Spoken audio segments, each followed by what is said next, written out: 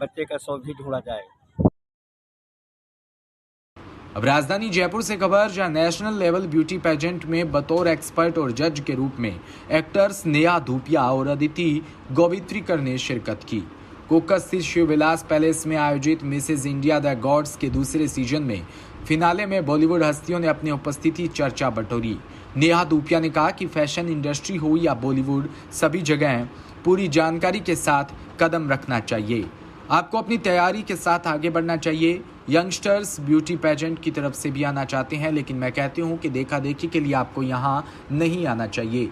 पूरे रिसर्च के बाद ही अपना टैलेंट लेकर आना चाहिए। कई बार गलत जानकारी से गलत दिशा भी मिल जाती है। अदिति गोवित्रीकर ने कहा कि महिलाएं अब घर या किचन तक सीमित नहीं, ब्यूटी पेजेंट और मॉडलिंग में भी महिलाओं की हिस्सेदारी बढ़ गई है। वो अपना टैलेंट अब बड़े प्लेटफॉर्म पर भी शोकेस कर रही है। ये अच्छा कदम है। कार्यक्रम में विजेताओं की घोषणा हुई। सिल्वर कैटेगरी में winner Heena Mohi, first runner up doctor Shilpa Bhardwaj और सेकंड रनअप श्रुति सचान रही। गोल्ड कैटेगरी में विजेता डॉक्टर प्रतिभा सचान, फर्स्ट रनअप परवीन अंगरूलिया और सेकंड रनअप पर मनु चौधरी रही। इस पेजेंट के लिए महिलाएं शामिल थी। आयोजक मेहर अभिषेक ने बताया कि ये 2 कैटेगरी में आयोजित हुई, जिसमें महिलाओं और गर्ल्स ने अपने रियल टैलेंट को शोकेस किया। यह पेजेंट नेशनल लेवल पर इन प्रतिभाओं को मंच प्रदान करने के लिए बनाया गया है। कार्यकारी निदेशक नीलम रॉय ने बताया कि इस पेजेंट के बाद प्रतिभागियों को नेशनल लेवल पर कई बड़े प्लेटफॉर्म पर अपनी उपस्थिति दिखाने का अवसर मिलता है।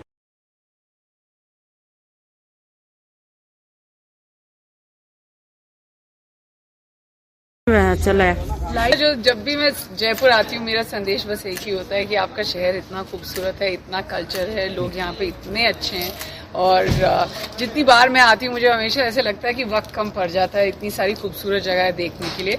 आज हम यहाँ पे आए हैं मिसेज इंडिया गॉडेस सीजन 2 के लिए, उसे जज करने आई हूँ मैं।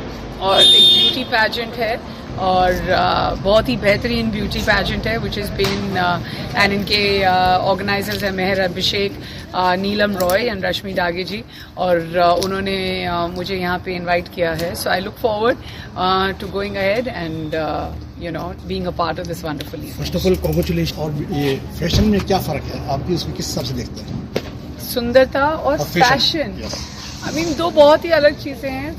सुंदरता कोई ऐसी चीज़ है जहाँ पे इट्स आई थिंक कि अगर आप देखें तो सुंदरता आपको हर चीज़ में दिखाई देगी, अगर आप ध्यान दें, अगर आप गौर दें।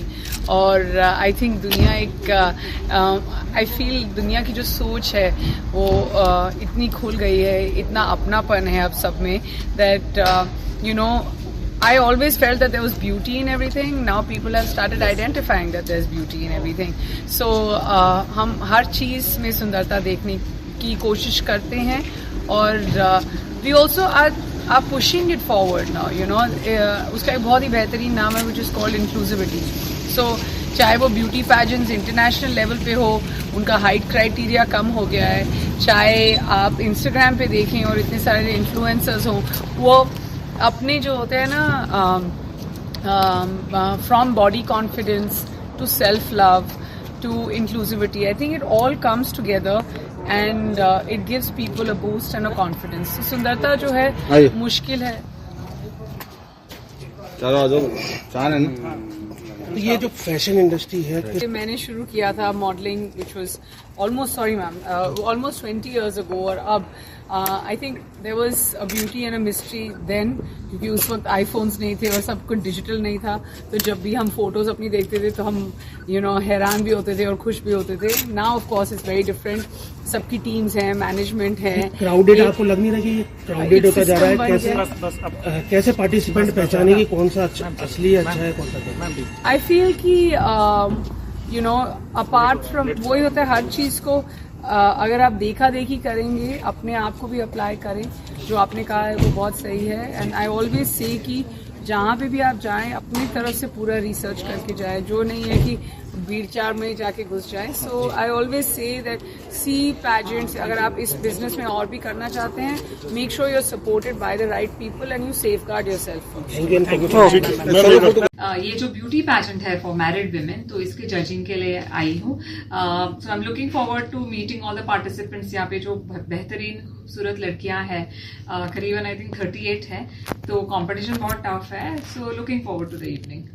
कुछ महिलाओं के साथ जाति भी होती है, उस पर आप क्या कहना चाहेंगे? लेकिन अपन को पता नहीं चल पाता है. किस मतलब I didn't get the context. एक जिस तरह के बता सकते हैं, जैसे महिला है उसको छेड़ा जाता है, उसको ड्रेस के ऊपर कुछ कमेंट्स करे जाते हैं, उसके बारे में वो गिल्टी महसूस करती है, लेकिन वो उजागर नहीं होता.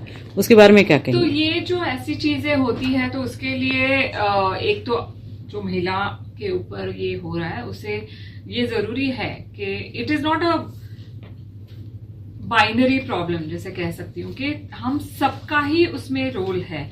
एक माँ को जरूरी है कि अगर लड़का है या लड़की है, दोनों को समानता से अपब्रिंगिंग करे.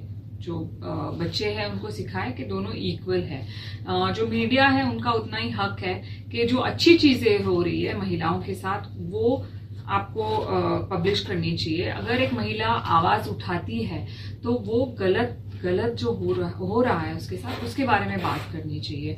गवर्नमेंट को of course to take steps required कि कैसे ये सब जो हो रहा है, तो उसके अगेंस्ट अगर पनिशमेंट दे तो उसको पब्लिकली होना चाहिए according to me. Education system, अगर हम लिटरेसी ले, एक बच्ची को, लड़की को अगर पढ़ाया जाए तो वो भी बहुत काम आता है. उसको वर्कशॉप्स में, सेशंस में उसको सिखाया जाए कि हाँ, if something wrong is being done to you, तो उसके बारे में बात करें.